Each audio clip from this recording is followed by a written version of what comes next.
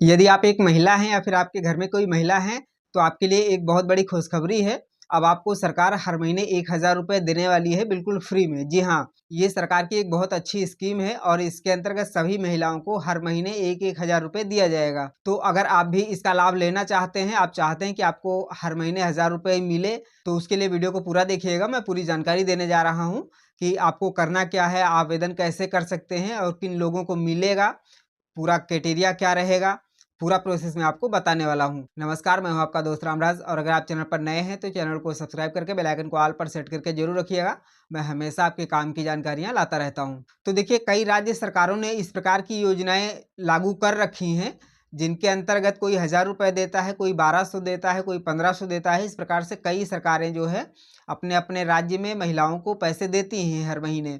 तो उसी कड़ी में एक और राज्य सरकार ने इस तरह की घोषणा की है कि वो भी सभी महिलाओं को 1,000 रुपये प्रति महीने देंगे। तो देखिए, योजना का नाम है मुख्यमंत्री मैया सम्मान योजना। इस योजना के अंतर्गत सभी महिलाओं को 1,000 रुपये प्रति महीने दिया जाएगा। तो देखिए, सबसे पहले बात करते हैं कि उसका फॉर्म कैसे भरा जाएगा और उसके बाद फिर बताते हैं कि क्राइटेरिया क्या रहेगा, यानी किन किन लोगों को इसका लाभ मिलेगा, पूरा प्रोसेस क्या रहेगा, फॉर्म किस प्रकार से भरना है, सारी जानकारी मैं आपको देने जा रहा हूँ। फॉर्म ऑनलाइन रहेगा या फिर ऑफलाइन रहेगा, सब कुछ मैं आपको डिटेल में ही बताऊंगा, तो इसलिए वीडियो को स्किप बिल्कुल मत करिएगा। तो चलिए, मैं अपने फ़ोन की स्क्रीन ऑन कर लेता हूँ और आपको पूरा डिटेल में दिखाता हूँ कि किस प्रकार से आपको क्या क्या प्रोसेस करना रहेगा। तो ये देख सकते हैं, मैंने इस योजना का फॉर्म ओपन कर लिया है और फॉर्म बिल्कुल निःशुल्क भरा जाएगा। इसके लिए आपको कोई भी चार्ज नहीं देना है, कोई भी पैसा नहीं देना है। तो देखिए, ये फॉर्म है जो कि आपको फिल करना है। तो देखिए, आपको इस फॉर्म को भरकर जमा करना है और एक चीज़ का ध्यान रहे कि ये बिल्कुल ऑफलाइन रहेगा। जी हाँ, ऑनलाइन आप इसका आवेदन नहीं कर पाएंगे, ये आपको ऑफलाइन करना पड़ेगा। तो ऑफलाइन के लिए आप करेंगे क्या, तो उसके लिए आप अपने जो आंगनबाड़ी केंद्र होते हैं वहाँ पर जा सकते हैं या फिर अपनी ग्राम पंचायत में जो प्रधान होते हैं उनसे आप जानकारी ले सकते हैं। इन्हीं लोगों के माध्यम से ये आवेदन लिए जाएंगे। उन्हीं के पास में आपको फॉर्म मिल जाएगा जिसे भरकर आपको उन्हीं के पास में सबमिट कर देना है। तो देखिए, आपको मैं फॉर्म भरने का थोड़ा दिखा देता हूँ, फॉर्म भरा कैसे जाएगा। तो देखिए, सबसे पहले यहाँ पर आपको एक फ़ोटो लगानी है। देख सकते हैं, यहाँ पर आपको फ़ोटो लगानी है। उसके बाद आवेदिका का नाम, यहाँ पर नाम लिख देना है जिसके नाम पर आवेदन होगा। उसके बाद पिता पति का नाम, ग्राम मोहल्ला, थाना, यानी यहाँ पर आपका एड्रेस रहेगा पूरा, यहाँ पर ये जिले तक पूरा एड्रेस हो जाएगा। और उसके बाद में देखिए, यहाँ पर लिखा हुआ है मतदाता पहचान संख्या, तो आपको अपना वोटर ID नंबर भी यहाँ पर देना पड़ेगा। उसके बाद देखिए, आधार संख्या डालना है। उसके बाद में खाता संख्या, आपका जो भी बैंक अकाउंट होगा वो यहाँ पर डालना है। और उसके बाद देखिए, नीचे लिखा हुआ है खाता आधार लिंक्ड है अथवा नहीं, तो हाँ या ना। कहने का मतलब ये है कि आपके आधार में आपका बैंक अकाउंट लिंक होना ज़रूरी है। तो उसको भी आपको बताना है, हाँ लिंक है या फिर नहीं है, जो भी है। बट अगर नहीं भी है तो भी आपको जल्दी से जल्दी करवा लेना है, क्योंकि दिसंबर 2024 के बाद में आपको पैसा नहीं मिलेगा। अभी तो मिल जाएगा, अगर आपका लिंक नहीं भी है, आवेदन करते हैं तो आपको मिलेगा, लेकिन दिसंबर के बाद में फिर नहीं मिलेगा। तो इसलिए आपको ये काम जरूर करवा लेना है। उसके बाद देखिए, बैंक का नाम लिखा हुआ है, IFSC, और उसके बाद में राशन कार्ड संख्या। देख सकते हैं, आपको अपना राशन कार्ड नंबर भी जरूर डालना है, क्योंकि राशन कार्ड का मतलब होता है कि जो गरीब लोग होंगे उन्हीं को इसका लाभ मिलेगा, तो इसलिए राशन कार्ड होना भी ज़रूरी है। उसके बाद में पैन कार्ड आप डाल सकते हैं, अगर है, नहीं है तो आप छोड़ सकते हैं।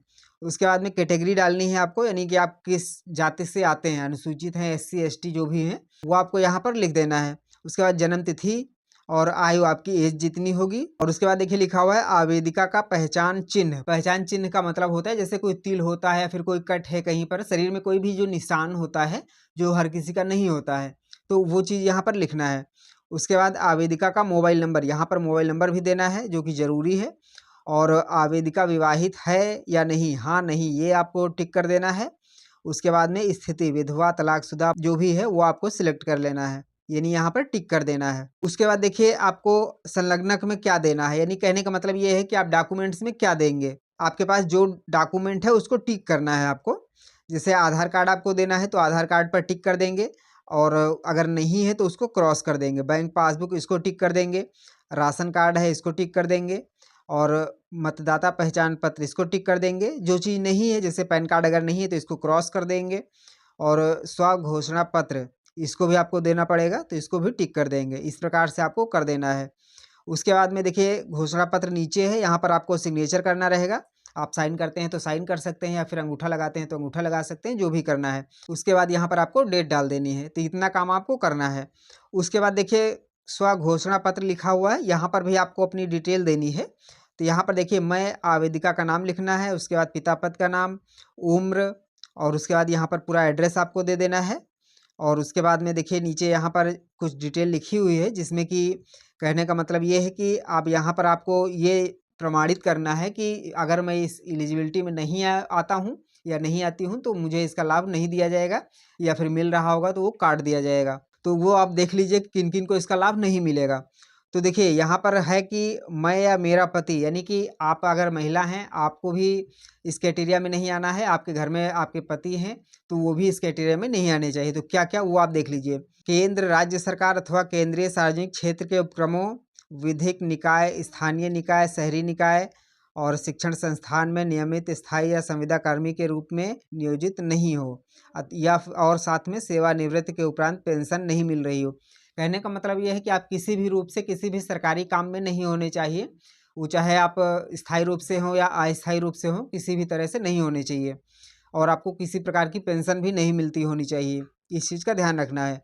आयकर दाता नहीं होना चाहिए। उसके बाद में मैं कर्मचारी भविष्य निधि यानी ईपीएफ खाताधारी नहीं हूँ। कहने का मतलब ये है कि अगर कोई ईपीएफ किसी का अगर कट रहा है तो उसको भी इसका लाभ नहीं मिलेगा। उसके बाद में वर्तमान, भूतपूर्व सांसद, विधायक के परिवार से नहीं होना चाहिए। तो इस प्रकार से पूरी चीज़ों का आपको ध्यान रखना है कि आप इस क्राइटेरिया में नहीं आने चाहिए, जो जो यहाँ पर मना किया गया है कि इनको लाभ नहीं मिलेगा। और नीचे देखिए लिखा हुआ है, उपरोक्त कथन एवं सूचना मेरी जानकारी में सही एवं सत्य है। किसी भी तरह की असत्यता पाए जाने पर मैं स्वयं जिम्मेदार होंगी एवं मेरे विरुद्ध आवश्यक कार्यवाही की जा सकेगी, तथा भूलवश प्राप्त की गई आर्थिक सहायता राशि पूर्ण रूप से बैंक ब्याज सहित वसूलनीय होगी। कहने का मतलब ये है कि अगर किसी भी प्रकार से गलत तरीके से इसका लाभ लेते हैं तो वो ब्याज सहित हम वापस करेंगे। ये घोषणा पत्र में आपको देना पड़ेगा। और उसके बाद में नीचे आपको साइन कर देना है, साइन या अंगूठा जो कुछ भी करते हैं। तो इस प्रकार से आपका फॉर्म फिल हो जाएगा। उसके बाद देखिए सत्यापन प्रतिवेदन है, तो ये आपका नहीं है, यहाँ पर आपको नहीं भरना है, ये जो जांच अधिकारी होंगे उनका काम है।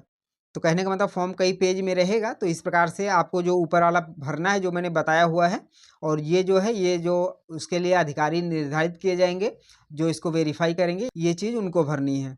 तो इस प्रकार से आपका फॉर्म कंप्लीट हो जाता है। देखिए अगर आपका आवेदन स्वीकार कर लिया जाता है तो देखिए यहाँ पर लिखा हुआ है कि प्रखंड अंचल कार्यालय द्वारा वॉइस कॉल या एसएमएस के माध्यम से स्वीकृत की सूचना रजिस्टर्ड मोबाइल नंबर पर दी जाएगी। यानी कहने का मतलब है कि अगर आपका आवेदन स्वीकार कर लिया जाता है तो आपको फ़ोन के माध्यम से या फिर एसएमएस के माध्यम से इसकी जानकारी दे दी जाएगी कि आपका आवेदन स्वीकार कर लिया गया है, आपको इस योजना का लाभ मिलेगा। अब देखिए कुछ चीज़ें और हैं जिनको यहाँ पर ध्यान रखना है। जैसे कि सबसे पहली बात है कि देखिए योजना का जो नाम है वो झारखंड मुख्यमंत्री मैया सम्मान योजना है।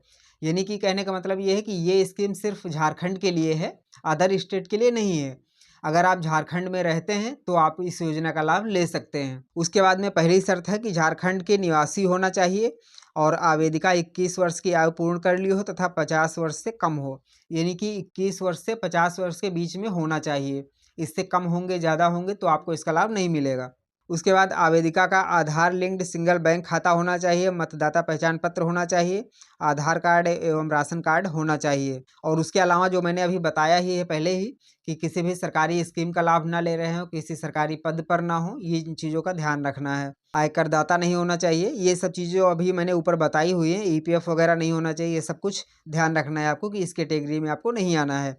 और लाभ जो मिलेगा आपको 1000 रुपये प्रतिमाह दिया जाएगा। तो इस प्रकार से पूरी डिटेल मैंने आपको बता दी है कि किस प्रकार से आपको आवेदन करना है, फॉर्म कैसे भरना है, सारी जानकारी आपको मैंने दे दी है। अब देखिए इसका फॉर्म आपको आपके आंगनवाड़ी केंद्र पर मिल जाएगा, या फिर जो पंचायत भवन होता है वहाँ पर जो अधिकारी होते हैं उनके माध्यम से आपको फॉर्म उपलब्ध कराया जाएगा, और वहीं पर आपको फॉर्म अपना भर करके और सबमिट कर देना है अपने डॉक्यूमेंट्स के साथ में। डॉक्यूमेंट्स भी मैंने आपको बता ही दिए हैं कि आधार कार्ड होना चाहिए, पैन कार्ड होना चाहिए, बैंक पासबुक होनी चाहिए, इस वोटर आईडी कार्ड होना चाहिए। इस प्रकार से सारी डिटेल्स आपको फॉर्म में भर के और साथ में अपना डॉक्यूमेंट अटैच करके वहाँ पर सबमिट कर देना है। तो इस प्रकार से आप भी बहुत आसानी से इस योजना का लाभ ले सकते हैं। जानकारी पसंद आई हो तो वीडियो को लाइक करिएगा, दोस्तों में शेयर भी करिएगा ताकि सबको ये जानकारी मिल पाए। चलिए मिलते हैं एक नई जानकारी के साथ में, तब तक के लिए जय हिंद।